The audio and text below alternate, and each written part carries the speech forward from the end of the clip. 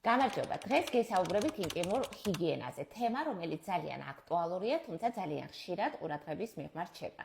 ინტიმური ზონა თვითწმენდის უნარს ფლობს, ამიტომ გამოიყენებთ ზედმეტად არომატიზირებულ დასაბან საშუალებებს, დაიბანეთ თბილი წყალით და გამოიყენეთ ნატურალური pH-ის შემცველი გელები, რათა არ დაირღვეს ბუნებრივი ბალანსი. ბევრი ქალი იყენებს ყოველდღიურ საფენებს, მაგრამ იცით, რომ ეს მავნებელია.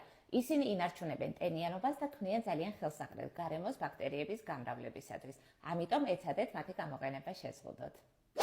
მენსტრუაციის დროს კი ჰიგიენა განსაკუთრებულ მიდგომებს საჭიროებს. აუცილებლად ტამპონები და საფენები უნდა გამოიცვალოთ ყოველ 3-4 საათში ერთხელ, რათა თავიდან ავიცილოთ ინფექციები.